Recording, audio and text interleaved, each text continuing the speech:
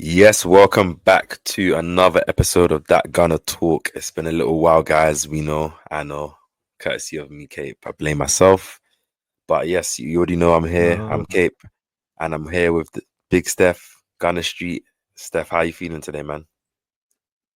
Feeling great, feeling great. Can't wait to talk. There's a lot to talk about. There's a lot to talk about. A lot of topics to touch on. So let's get straight into the video. Let's not waste any time. I'm feeling good. Hey, how's it been over the international break? Have you missed Arsenal? Have you kind of not? Has it been nice to have the break? What do you think? Because I kind of did maybe this time around. I've kind of not enjoyed the break, but it's been nice to have the break. Let's just say that. Mm. But For me, I'm I don't know. I miss Arsenal too much. Like when there's no football going on, bro. Other than so if there's no club football going on, I don't know what to do on my weekends. So I just try to find something to do. You know what I mean? Did some chores around the house. Did some Sunday deep cleaning. Or I was in my old head bag this weekend, bro. So it is what TV it series. is. I was watching a lot of TV series, movies, and stuff like that. Do you know what I mean? So, but yeah, man, Mhm. Arsenal coming back. Obviously, game on Saturday against Nottingham Forest, and obviously the last few games of international break. Obviously, fingers crossed and not wood pause. No one comes back injured. But yeah, man. Obviously, guys, if you're new, you're turning and you haven't already, hit subscribe to both Cape Has Pause and Gunner Street. The links are gonna be in the description. Hit that subscribe button. We're both on the Already road to know. 1K. But yeah, Steph, before we get into this Already know what to do. before we get into this video, and before we get into that, let's just have a little quick trivia for us just to get us warm. So two quick fire questions just to get our brains ticking about Arsenal specifically. So the Mm. first question is, which player has played the most minutes for Arsenal so far this season? Or players? David Raya. David Raya is definitely one. How many are there? Two. I'll give you that. David Raya, Kai Havertz.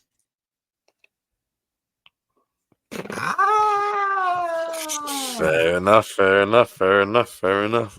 Okay, say no Fair more, enough. guys. Say no more. Ball knowledge It makes on ball sense. knowledge on this today.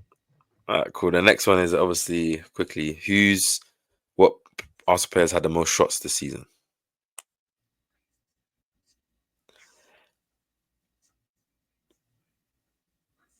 This is a good one. I already know who I want to go for. You only get Kai one Havertz. guess. Kai Havertz is not the correct answer. I know it wasn't Kai Havertz. It wasn't. Let me tell you my second guess. Is it Gabriel Martinelli? Gabriel Martinelli is not the correct answer. The correct answer Wow, who is is it? Bukayo Saka. And Oh, just to let you Saka know, no I think Martinelli is probably quite low on the list. He doesn't get that much shots, to be honest, which is something obviously that Oh, needs to be changed. But yeah, interesting stuff. So yeah, the first conversation point I would say that we get into is obviously the season so far. We've had obviously 11 games in the Premier League. We've played 4 games, I believe it is, in Champions League, 2 games in the Carabao Cup. Obviously, yep. since the last international break, Arsenal haven't won a game in the Premier League. One, well, two losses, two draws against Chelsea and Liverpool, and obviously 2 losses against Bournemouth and Newcastle. Obviously, we've had a win in the Champions League, and I think it was a draw. Was it a draw? Yeah, a draw against Inter Milan, and obviously Carabao Cup we beat No, Preston. lost against But Inter. Lost against Inter. oh no, Lost one yeah, against Inter, yeah. yeah, you're right. My bad. Lost against Inter. So Mm. been quite since the last time we probably had a good conversation about Arsenal. It's been quite poor form, but overall, Yeah. like including the first part of the season and then obviously this last like couple of weeks, how are you rating Arsenal's season so far? Like, if you was to put it in 7 words, what you're gonna describe Arsenal's season so far, what would you put it? 7 or less words, just to say. Not bad. We can do way better. I'll put it like that. Not bad, but we can do way better. I think there's a lot of positives to take from the first half of this first half. I say, I mean, to start the season, we had to play Villa away, Spurs away, City away. We had to play beginning of our Champions League, we went through that period undefeated. We go into international break, we get injuries to Saka, Odegaard, many other players, Calafiori in and out of the team. And then we come back, we go through another period where refereeing decisions went against us all season so far. And I don't want to make excuses, but there have been a lot of factors this season. I even watched back the Declan Rice red card from Brighton. I still don't know how to this day that's a red card. It blows my mind. You look at that game, we're 3 points better off. You look at that probably Bournemouth game, we're probably 3 points better off if Saliba doesn't get put in a compromised position. Like we lost by fine margins again this season, and that's I think what's affecting a lot of fans in this fan base. But if I were to give it a number, I'd say 6.5 out of 10 for the start of the season. What about you? I would say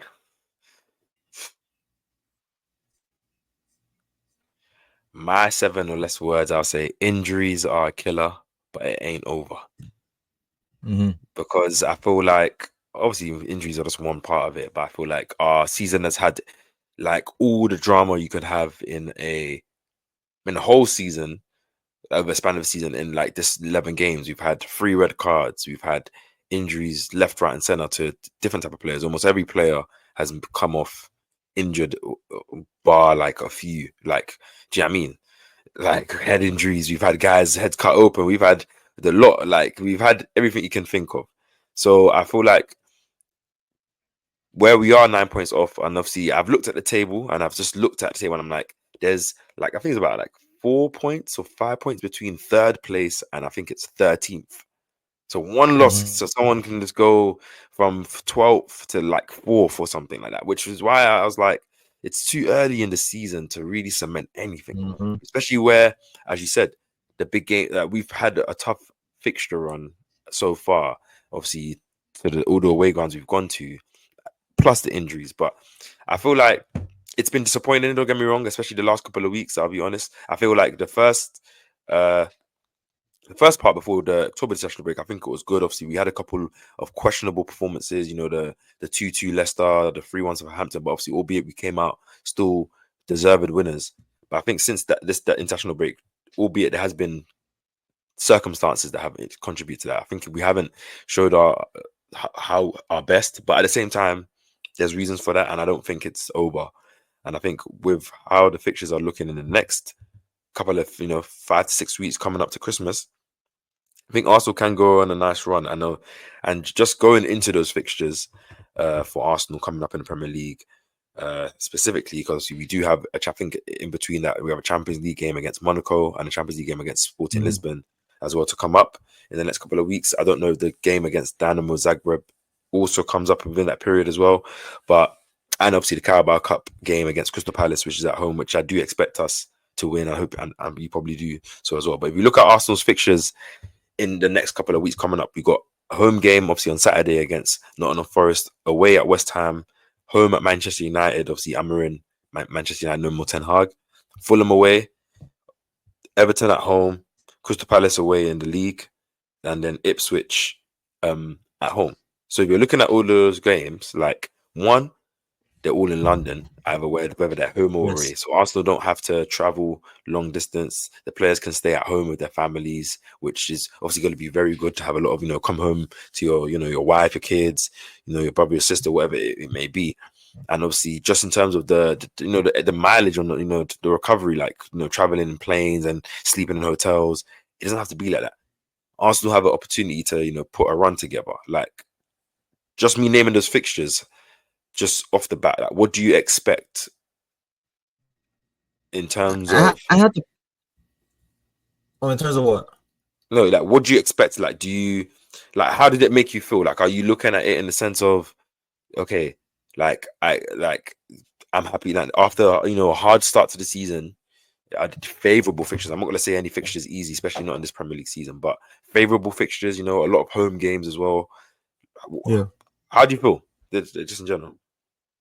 Well, first of all, mainly and honestly, I'll be honest, thinking about Forest at home. Forest have been a side this season that have played pretty decent. They've gotten even a result against Liverpool, I think, at Anfield as well. So they'll be a side that's looking to come out on the front foot and play football, especially with especially them potentially getting our sporting director Edu So you never know. Like there's gonna be a lot of they're gonna feel like they can come and get all play against Arsenal at a vulnerable time. And Arsenal, I hope we're coming into this game thinking, okay, let's get back to winning ways. I think the break came at a good time for us. We're able to rest certain players, key players, and we also have big injury news coming back about a lot of players coming back. I don't know if we're going to touch on that later, but we hear big injury news on a lot of players, on a few players coming back, not a lot. But first of all, Forest, for me, performance and 3 points, and then I'll really start to analyze and really break down the games. But for me, I need to feel and I need to see Arsenal give me that feeling again that we're like, yeah, okay, yeah, my boys are back, my team is back, and I kind of understand what I know what needs to happen for us to get there. But until I see it, I'm kind of hesitant to jump too far ahead. I do think this is a fixture run where we should go on a run. However, football plays on the day, so I'd like to see, first of all, get the points, get the performance against Forest, build the confidence from there. You have, yes, Sporting were a good team, but no Amarim. You play them, you beat them. West Ham or have Lopetegui, who have been very poor this season, if I'm being honest, off the back of a transfer window where everyone expected them to be punching way above the rate where they're at right now. Like I said, it's still early for us, it's still early for them. But I think we should be beating them as well. We beat them 6-0 at home last year. I think we should be back there again. And then it's United, Fulham, Monaco, difficult games, but if we build the form and we build the run, then I think it only steamrolls from there. If we keep ourselves fit and we keep our players in the right mindset and hopefully not give any opposition nothing, because red cards have also killed us this season. Yeah, for sure, man. Like, I like your approach there. Obviously, I understand why you're saying you want to just see, our Arsenal back at home for in the midday kickoff on Saturday, for you to now, look at the rest of the fixtures coming up and have that more, a bit more chest. Let's just call it like that, a bit more confidence. Yeah. I think, like, not that I've been one of these people to kind of use the fixtures as an excuse, like, solely. Like, I do feel like there's a big factor, I should say, but I think runs also have a factor in it. Like, Liverpool have great momentum because they've won a majority of their games, and even if they do tackle a tough fixture run, which they have, a little bit towards the end of this international break, but then they also have it at the other side of this international break, they will still have confidence that they can win the games. Whether they do is a different question. For Arsenal now, it's about us building that run and also building up the ground, because we are obviously 9 points back. I think where I look at these fixtures, I'll be real with you. I think 7 Premier League games, and I feel like Arsenal need to kind of see it as we need to. Obviously, we need to win every game of the season, but I think we need to build a little run where we can have 3 points after 3 points after 3 points. And as I agree with you, performance after performance, I think it's good now just to look at the fact that Arsenal have the nicer fixture. Let's obviously Liverpool and Man City. I think I just had the quick glance. Liverpool have Southampton, and they have obviously they place each other, which means they're both going to drop points, or someone's going to lose, which is going to be beneficial for Arsenal when Arsenal do play West Ham. Then Liverpool do have to play Newcastle away. They have the Everton, Merseyside derby at Everton. They have to face Spurs at home as well. While City has to face Spurs, they face Liverpool, they face Villa away, they face Man United at home. So there's a bit more fixtures for them to think about. That isn't just dead certain they're going to win. Whilst Arsenal, I'm not saying Arsenal have dead certain wins, but Arsenal have more favourable fixtures in amongst the ones that they're the harder fixtures in our run are probably Man United at home and maybe Fulham away, which in the month. So you can go on. No, I wanted to add to your point, because I think you make a great point, KP, but I didn't want to let you go too far. The thing about these two teams that we're up against, Man City don't have their best player, honestly, and that's Rodri, who has proved that when he does play, they do not lose football games. Since they're out of the squad, we saw even last season when they didn't have Rodri, and this season when they don't have Rodri. They're a completely different team. It takes away a lot from them offensively and defensively. Second thing I want to touch on is that Liverpool team. Good manager bounce, good feeling, good vibes. Mo Salah. Remember Mo Salah last season was falling up with Jurgen Klopp. Remember Trent has rumors to go to Real Madrid. Remember all of these things are still underlying. These players are, yes, they're happy in the moment. But what happens to Liverpool when they face their adversity? Trent is now injured. What happens if they hit an injury crisis? Football is a long season. We can be up and in it till March, and then March we might hit a run and then we go on. But I think this run is more important about staying in and around the title. Don't drop any more significant amounts of points. And let's just see where we are as we continue to build that run. But 1000%, I agree with you, KP. Yeah, so that's just the mentality I have. Like, I think I just want Arsenal to, you know, for for us as a club, as a collective, forget how the outside looks at us, just to feel that inner confidence in as the fan base in the group again as a whole. Obviously, I feel confidence in the team, and I feel like we're gonna do what we're gonna do because I've seen them do it before. You know, we've won on a run earlier this year, the calendar year, once we came off a bad run where everyone was like, "Oh, the title was done," and that was with less games. So for me, you know, injuries coming back where I mean, sorry, players coming back from injuries. Obviously, as I transition to the injuries now, like majority of our squad is fit. Obviously, we got the news that Ben White had to go through a procedure where he's going to probably be out to the beginning of 2025. Which obviously we know Ben White's probably been playing with, you know, through injury. Which he's one of the guys. Which I think it changed my scope about Ben White when I've been thinking about things. I'm like, this guy's probably been playing through injury for a long time. If I've been hearing rumors of him having to do a procedure or operation for years. So it's like, and he's never had one. So that means he's probably been playing with a lot of discomfort or injections or just playing through the pain, which a lot of players wouldn't do, and see sacrificing his body for the team, which is serious. Now, that guy is a real athlete. I think I saw one report apparently that he lifts the highest weight in the gym in Arsenal, like he's the strongest player in Arsenal, Yeah, something like that. Which is Zinchenko's opinion. yeah, Yeah. which is interesting. So obviously, I hope for Ben White to come back well soon, and obviously we see the Trossard came off of Belgium's international game apparently with some. Apparently, it was an impact injury, so hopefully there isn't too much there because I know sometimes the impact is just, you know, your leg gets dead and you can't run no more, and it could just be that. But hopefully that's nothing.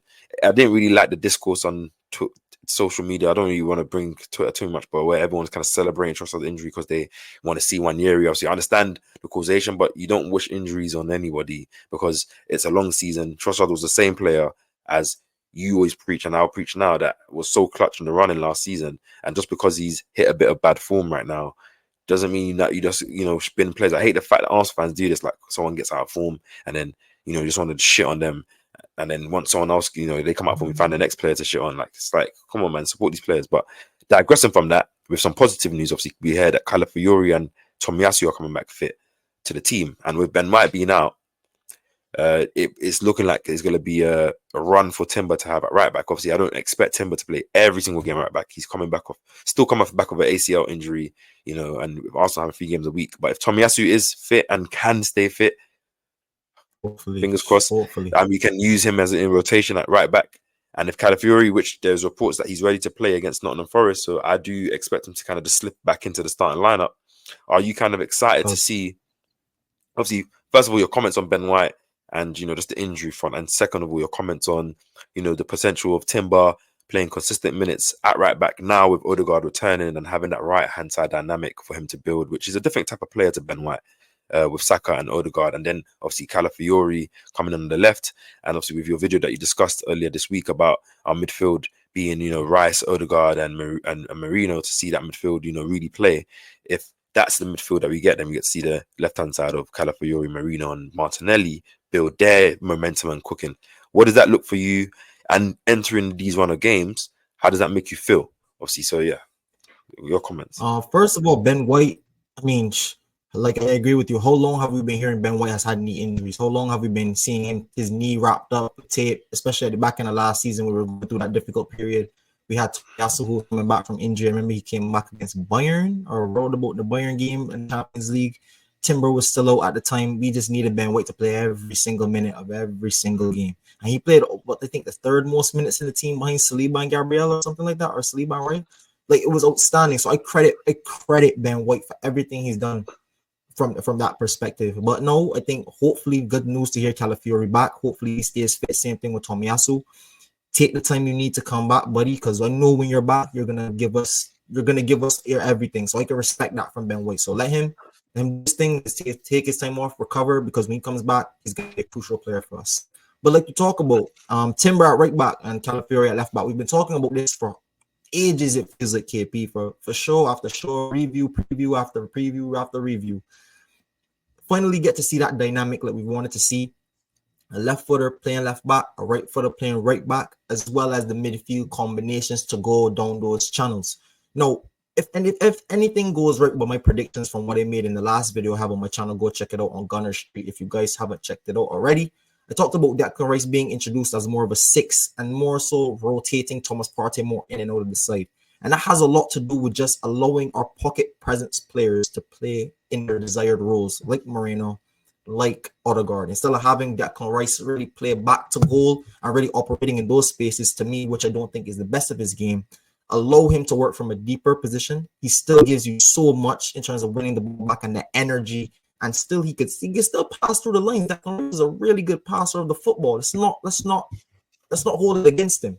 And I think he can still give you dynamic runs from deep as well. So I think you're not losing anything by bringing Partey out the side. Same thing, you're going to gain so much potentially if the pocket presence players work. I know that sounds like a tongue twister, but if those players work, then you're going to get ample production, and the production I feel we've been missing, allowing Martinelli to probably get freed up. You have a different dynamics. Whenever Martinelli cuts back a ball for Calafiori, he doesn't have to cut back in on his right foot, then lay off the ball, which potentially loses a lot of our angles. You're allowed to go down to the byline, whip in a first time cross, or you know what I mean? You work the angle so much better. And I know people might say, oh, you're overcomplicating football. Football is not that complicated. Good footballers will always get it done. Yes, I agree.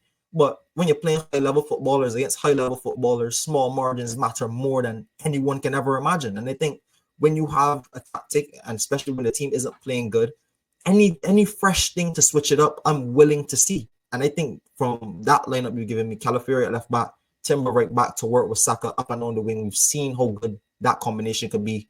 And then with Odegaard, Moreno, Rice, give it a stretch of games, and hopefully, fingers crossed, that brings the run that we so much desire, honestly. Yeah, like you made excellent points, because I think the rotation of Partey in the 6 now, obviously Marino originally was bought to compete in that position.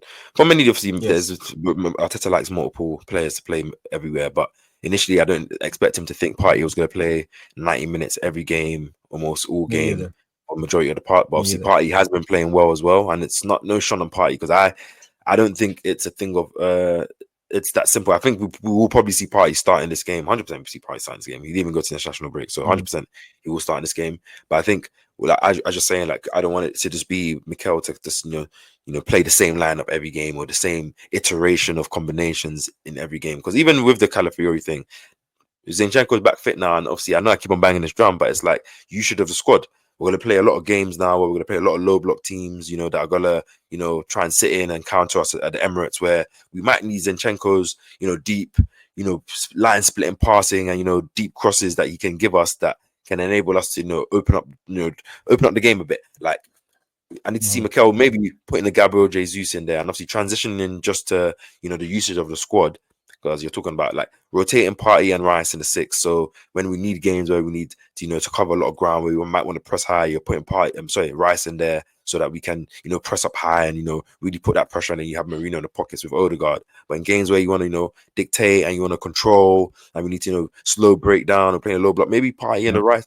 Maybe Rice is the one that holds the bench for that game, and maybe we have Rice, True. Marino, and Odegaard. Like, I would love it, and obviously I'm not questioning Mikel, because I love Mikel, just to see a bit of rotation. Like, obviously moving on, because obviously we haven't really seen the likes of Sterling, and obviously the likes of Jesus. Jesus has really has made a lot of sub appearances in the last couple of weeks. He's probably one of the first subs, anyways, that Mikel makes, which I understand, because Jesus, even with him not being the same level of physically as he was, he still has that magic, still has that ability to want to make things happen, like, and that drive. I don't know what it is like, but he hasn't really used Sterling obviously a lot. Obviously, albeit Chelsea game, he was the loan thing, he couldn't really play. But if every other game, he hasn't really called Sterling's number. We've seen a lot more. Either 1 year he gets his number called, or some, like, he'll change up the midfield and put player here, or Jesus comes on for Saka type stuff, which is understandable. But it's making me start to just put a little question. We brought this guy in the summer for support of the attack and stuff, and it's a long season, of course, but we questioned Mikel last season for not using the squad, using the likes of Smith Rowe and maybe Nelson, Vieira's a bit more, Nketiah towards the end of the season. Obviously, albeit if we don't fit in the same quality, but just using another player that has a different profile to see what they can bring in a game where maybe we're a bit stale, or we just need something different, or to give players rest. So going into this next period where we have favorable games, it's not the tough away games where Mikel has to worry about the physical game and the battles and the duels. I want to see a bit more rotation or at least usage of subs, 60 minutes on, even if the game's in the loop or even if it's 1-0. Just let's see. We want these players to be warm. So just your thoughts on just do you like the likes of Zinchenko's, your Jesus's, your Sterling's, your Kivior's, maybe Jorginho, maybe just the likes of these players being used a bit more in games instead of just the one Carabao Cup 90 minutes that they're getting termly. Yeah. I mean, it's an interesting topic. It's been something that's been debated for Arsenal fans, especially over the last season, especially. But I want to look at it like this. Yes, we could talk about Mikel bringing in players and giving players minutes and allowing rotation, because I think, yes, that's vital for a squad, because ultimately we've seen anyone can get their number called at any point in the season if certain things go their way or happen to fall our way, fortunately or unfortunately. However, it's still down to players when they do come in to take the opportunities. And I'll say, let me put it this way: 22-23 season, I think it was. I think that's when Reece Nelson scored. That's when Reece Nelson scored the Bournemouth goal, right? 22-23. 22-23, Reece Nelson scored that Bournemouth goal. I think after that or before that, he picked up, I think he scored a brace against somebody, but he picked up a good run of form, earned him a new deal. The next season, he was out the door. I think same thing with Smith Rowe. Smith Rowe, he was battling injury, but when he came back into the team, he didn't really give us anything too much. I mean, that's a bit harsh, but it's the truth.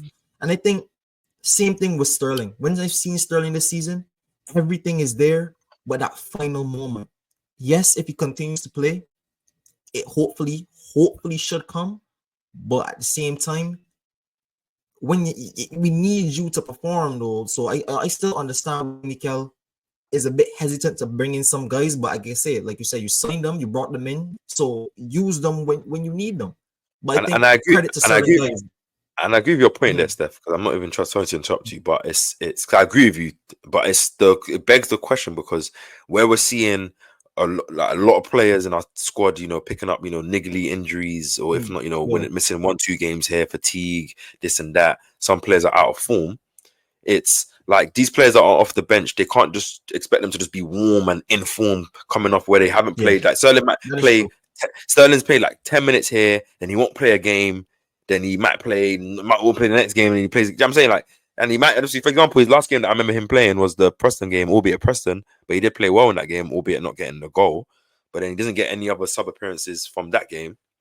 And then when we next see him now, we expect him to kind of come on, and then his first shot, for him to slot in back in the net, and then when Mikel should already know what he's seeing in training to know that this guy is for you to bring him. And the same thing with Jesus, same thing with Zinchenko, Kivior, or this player that I'm going to transition to, just Ethan Nwaneri, which is what I want to focus on, because especially with now Odegaard coming back fit, obviously Nwaneri was really called for a lot, because obviously everyone knew the absence of Odegaard, we were lacking a creative player in that middle area, obviously. But one would argue that Arsenal, I think I was trying to make that, I think I've started to think about it, like I was making a point about how Arsenal, even if Odegaard was fit, I think Arsenal would have still played the same way, just a little bit better, but we don't really use the central areas. Like I've been thinking about it, like we only started to use the central areas a lot last season when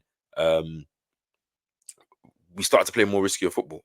Maybe Mikel's hand was forced, or we just wanted to, start to, explore teams. We play more wide. That's naturally how we do it. Then we, come inside through the wide areas. Like we don't really just try penetrate pause through the middle, which is like something that I would like to see, because that opens up the pitch and it drags players out of positions. But using the Nwaneri point, he every time we just see him, whether it's a clip from last season under 21s, we see him this season, we see him with the England under 19 setup, it's the same things he's doing. Every time I see him, it's the same things, it's the same turns, it's the same finesse shots, near post, far post, it's the same technical ability, and it's the same things that you can't keep using the excuse of age to say that, like, forget Odegaard replacement. I don't think we have a player in our team that is like him. I'm not saying he's the end all be all, but has his skill set that I think putting that in our team will open up a lot of things for us to do on the attacking or defensive end. And obviously, with rumours of him getting a new contract, which probably just shows what Arsenal value him in terms of the project and where they want to see him in the next couple of years, and how they want to, show him that he isn't one of the mainstays. What do you think these next couple of weeks might look like for Ethan, especially where Odegaard is back, Marino is coming back into his form? You talked about how you want the midfield of Marino, Odegaard, and Rice.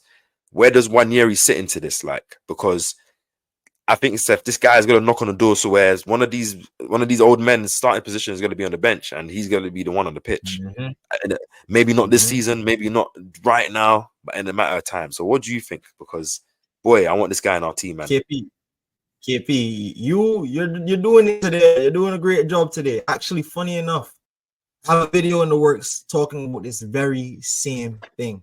Let me go to deeper. When I was doing my research on the video, right?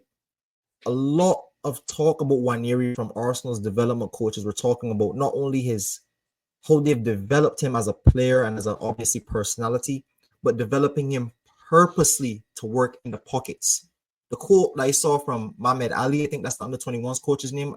Forgive me if I'm saying it wrong. Yeah, I know. He literally said, we're developing him to work in the pockets of space, picking up the ball from central areas, either coming from wide or coming from different areas and picking up the ball and working from there. Not only have they trained that, but KP, you also had to add something, an eye for goal. Since he started, since this season, every game he started, he scored, whether that be for Arsenal or for the youth. He has an eye for goal now. Even in training, you see he has an eye for goal. The finish against Preston was outrageous. So I say this.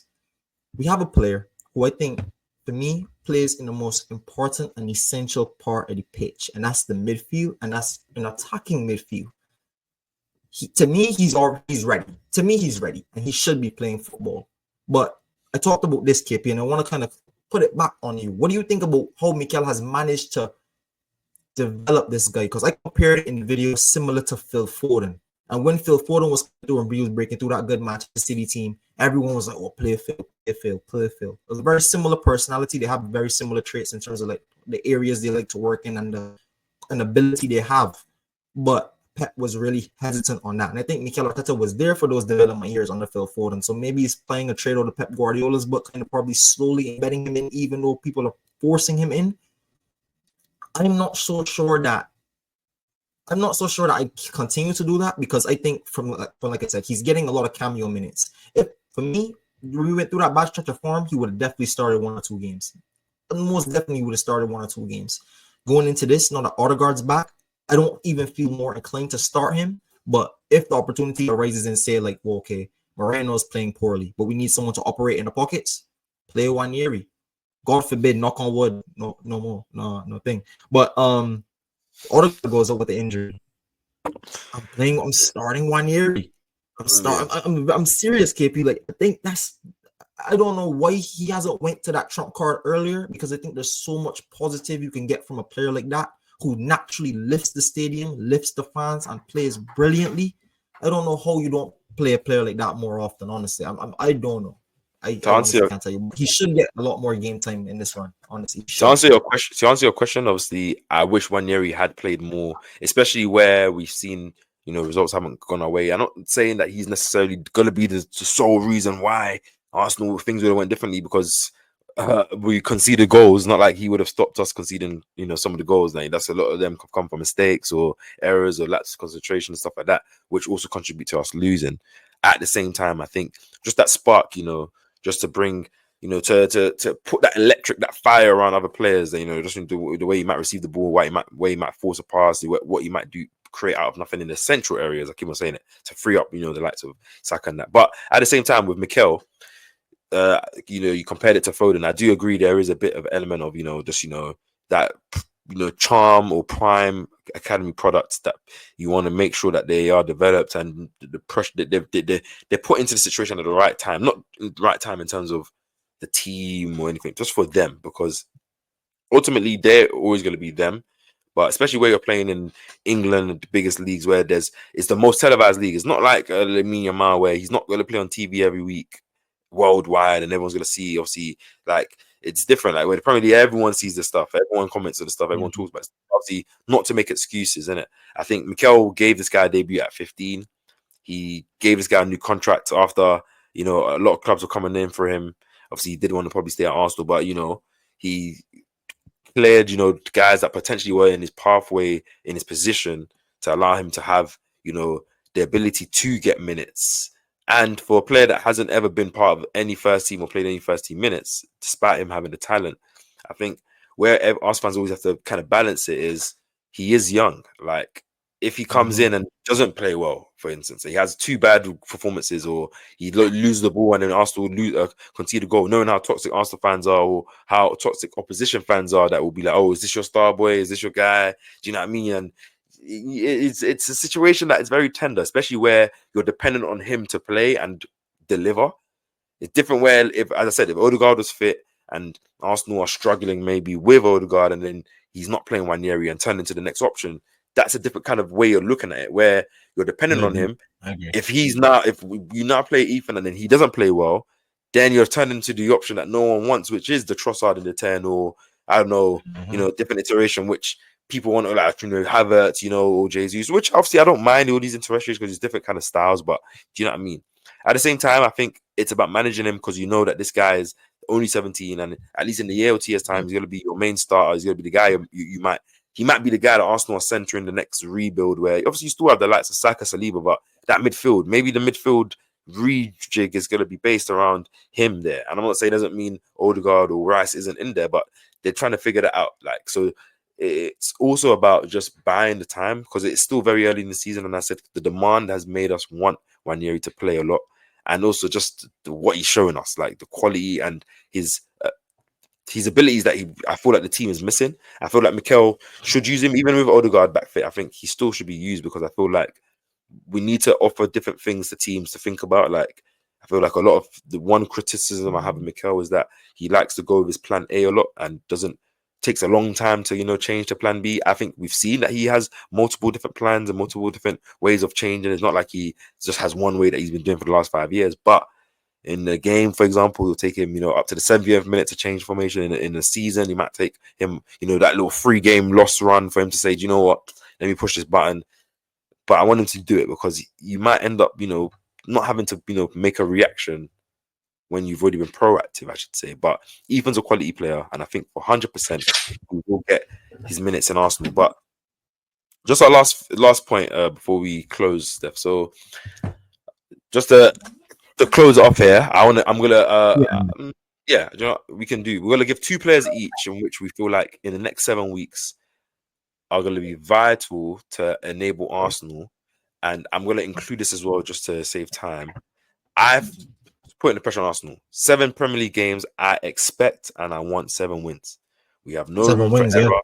We have no room for error. We have 9 points to make up, and that's 7 more games that will be gone where we can't close the gap, or at least, you know, make our momentum. And I think going into the Christmas period, or at least into Christmas, off the back of, you know, the 7 wins, with 7 winnable games as well. I'm not saying it so arrogantly like we can't draw or lose any of these games, but I think where we've already had a lot of ground lost, we don't have any room for. I have to put the pressure on the team. I have to put the expectation, and I believe the team can do it as well. I've seen them do it multiple times at the face of this earlier this year as well, and this beginning of last season, 2022-23, 23-24. So 7 wins, but 2 players each that I feel like can enable Arsenal to get to our target, which ultimately I want it to be. And I expect, obviously, even if you don't believe we're going to get 7, I think the target should be that. 2 players each that we feel like, and that they have to be different players, so 4 players in general. And we can go me first, you first, me first, me third, you fourth. So I'll start. I'll try not to go for the obvious guy. I'll try not to go for. I won't go for the obvious 2 guys. Purposely. First of all, I'll say Kai Havertz. If he's going to be the guy, I think this is the stretcher for a lot of people. Not necessarily me, but I think this is going to be a run for a lot of people where he has to step up and he has to start either putting in performances or putting the ball in the back of the net, because we're going to need the goals and we're going to need Havertz to score the goals. During his time as a striker, I think he's proven that he can score goals. I think people still don't give him as much credit as he's deserving, especially in a lot of things that's been asked from him from the manager in terms of pulling out wide during times and helping out and supporting build-up play. And then ultimately in some games, he doesn't even get a touch. The only touches he will get is probably in and around the box. He's just living off a bare long ball. So I think this is a good time for Kai Havertz if he can manage to regain some form and put the ball in the back of the net. I think Kai Havertz, for me, definitely has to be one of the players that is so crucial for us to go on a run, especially during these next 7 games. And I agree because I feel like Kai's had a good start to the season. To be fair, like goal scoring wise and just performance wise in general, he looks quite like just a confident player in general. But I think in this run where we need to win a lot of games, I need our starting striker, which he will be, to be on the back of the net, or at least to be having dominant performances for majority of them, so that increases our chances of winning. So yeah, my player I'm going to go with is Julian Timber. I think with where he's going to get a lot of minutes to play in his favoured position, because I feel like he does do a job in left back, but I don't think, both in terms of going forward and back, that it's his ideal situation, where when he plays right back, I think he can, he's natural on his right hand side, he can create and, can offer a lot more. And I think with just his technical ability and the support he can offer Saka, because if Ben White has been playing injured, that means in terms of his ability to overlap, his ability to really link up with Saka, he's probably been refraining himself to stay back a bit, which I've kind of noticed as well. He doesn't go up and down the way Ben White can. So if Timber's fit and he's ready, and he did have a good performance for Netherlands in his last game in the Nations League. Obviously, he's playing again tomorrow, so hopefully, fingers crossed, another good performance, no injuries, and he comes back confident, ready for that Emirates carpet on Saturday to ball out. I think Timber from right back, just to give us that different invention from the right hand side, from the defense, to help Saka as well. Yeah. And obviously with Odegaard coming back out, because I don't think has Timber and Odegaard. I think they only played together on that side in the last game of the season against Everton when Timber played right back. And Odegaard true. Because the Southampton game, or was it Leicester? Yeah, Odegaard wasn't playing. Wasn't there, and even in that game, the last game of the season, Saka was injured, and Martinelli was the one that played right wing, which that game was good as well. Timber and Martinelli, the link up was sweet. Obviously, that's different. So I'm intrigued to see that, and I think Timber as well. Just to go back what we said, obviously the right-footed right back, left-footed left back would be interesting. So yeah, who's your second player?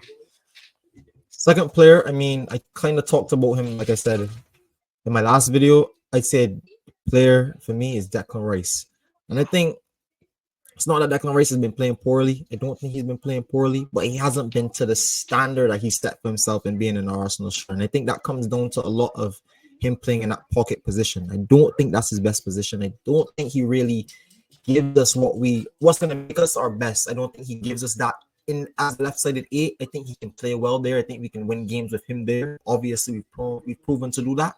But I think if we're going to get the best out of the players we have, allow players to play where they are. And I think Declan Rice has so much quality. So much quality. We see him for England. We see him for Arsenal. He has the technical quality. Some of the service he's put into the box this season and last season alone has been outstanding. Like, I think Declan Rice has a lot to offer us, but I think it's lost in him playing back to goal in a position that's not necessarily one that suits him. So I say, look, you get the best out of Declan Rice. When you got the best out of Declan Rice last season, you got the best Arsenal. So I say you figure that out again this year, and you never know what you can have in that midfield. Like I said, and we talked about, we never saw Yuri Timber, Odegaard, Saka on that side. We haven't seen Rice, Odegaard, Moreno. And that's the midfield I would have wanted going into the season. I'm not sure about you, but that's what I wanted to see. Allow us to see that. Allow it to even be 2-3 stretch of games, 4 or 5. And I think you're going to see Arsenal start to pick up the run that everyone craves. Because I think that midfield is going to bring everything we want. Technical ability. You're going to get a lot of hard workers in there in terms of every single one of those 3. I like to do a lot of running and can do a lot of running. You have a presence in terms of height, in terms of Rice and Moreno. And you have a really good players from deep in terms of Declan Rice, who's going to do a lot of running and doing a lot of hard yards for the team. So I think Declan Rice is my second player. Kai Havertz and Declan Rice are my 2 players.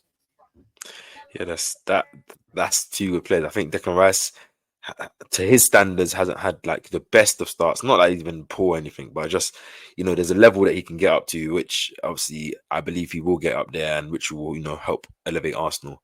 My second player, last player before we close, is Mikel Merino. Funny enough, I think Mikel Merino has had a difficult life to Arsenal. Like, he probably knew he was coming to Arsenal after the Euros, didn't really have a pre-season with Sociedad, comes to Arsenal, injures his shoulder, misses out, comes back from his injury. The Odegaard is out. The main cog of the team, so comes into a team that is of a different kind of identity, different kind of roles. Obviously, has up and down performances, some good performances, some not so good performances as well. But I think he's coming into his own slowly. I think that cameo against Chelsea was great. Like I think I've watched it many times. I think it was quality.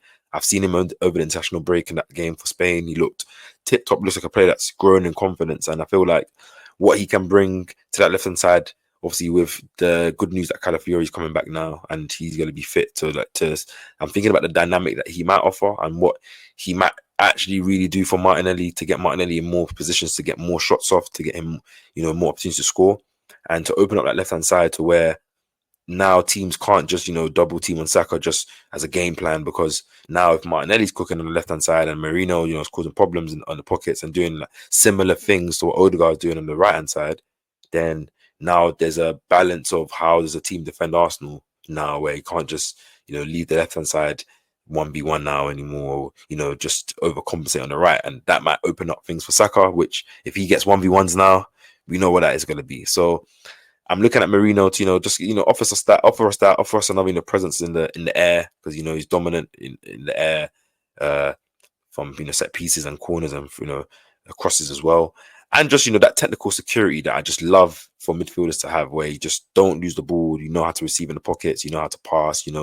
what touches to take to not take the ball away from players so they don't use it, how to use your body. I like the little things. When I'm watching Merino, I don't need him to play Kevin De Bruyne passes or Özil passes. Like I look for Özil to do that. But when I'm looking at certain players like midfielders, is why I love Granit Xhaka, is how do you receive the ball? What's your body position? What's your first touch like? Like, can you see those passes? Can you play it first time? Can you receive it between the pockets and use your body to keep it? Use a couple of ball rolls. Like, I like those little things, and Marino's got that. So yeah, man. Hopefully he can cook. Hopefully he does get some starts so he can cook, and hopefully, and fucking win these 7 games and get back into this title race for real. But yeah, Steph, we've come to the end of this episode of That Gonna Talk. It's a great conversation. I do hope that we do see, with the players that we want to stand up with, some of the rotations of the squad, the reaction of not having the injuries that we had from the first part of the season to this next part, to try and enable us to, get on our winning run, and maybe a lot more one-year-y, and just seeing that magic that we all feel and sense that we will be seeing in our team with few players, man. But yeah, man, do you have any last thoughts or anything before we call it a day? Last thoughts is, first of all, don't forget to like, comment, and subscribe to both of our channels. You know what I mean? Gunner Street on the road to 1,000. Soon reach. Same thing with Kape has Pausa. Hit the like button, hit the subscribe button. And also, too, pick one a heads up. Be positive. It's okay. We can still win the league. But Arsenal have to prove that they have the ability to do it. So, like I said, keep your heads. We're going to Forest. Let's beat Forest. And let's really show and state our claim as to why we deserve and why we should be looking to win this Premier League title. That's just it, man. You heard the man. Hit that subscribe button. Comment down below your thoughts. Like this video, guys. And thank you if you made it to the end of this video. We catch you guys on the next episode of That Gonna Talk. Peace and love.